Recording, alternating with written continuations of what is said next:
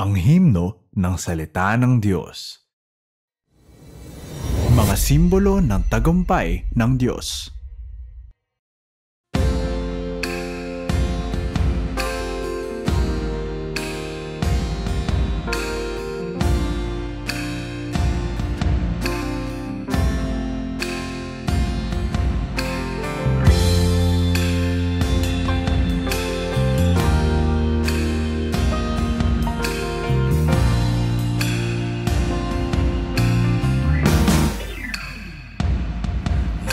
Balik ang tao sa dating niyang anyo, tungkul'y matutupad, lugar nila'y hawak. Ayos ng Diyos ay masusunod. May grupo ng Diyos na sa lupa siya'y sasambahin. Siya ay magtatayo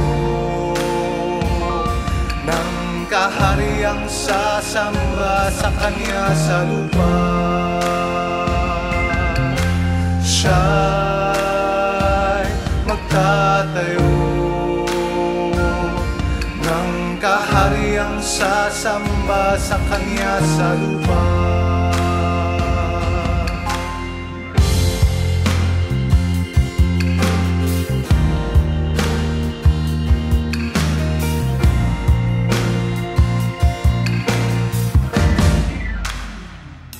Tagumpay niya'y magpakailanman sa lupa, kaaway niya'y magpakailanman masisira. Ibabalik nito ang plano ng tao'y lalangin. Ibabalik nito ang plano ng lahat ay lalangin. At ibabalik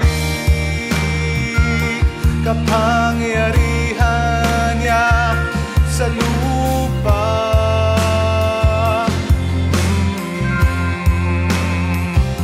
Kapangyarihan niya sa lahat at sa mga kaaway niya.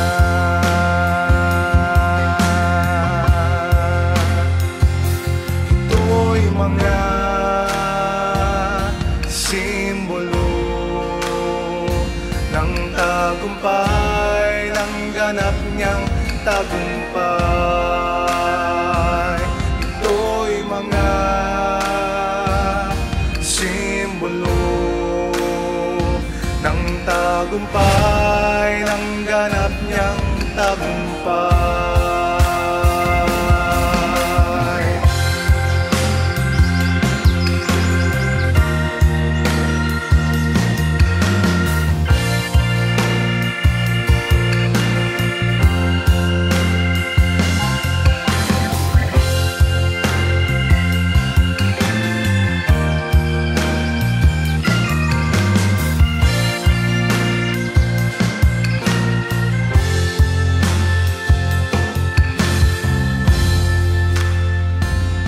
Mula ngayon tao'y papasok sa kapahingahan, papasok sa buhay na may tamang landas.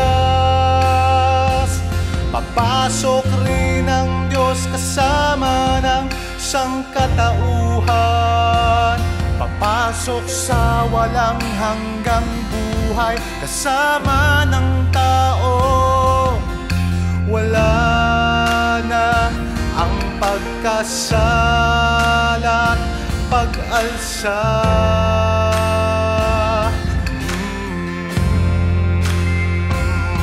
Panagoy sa lupa, mawawala, lahat ay mawawala.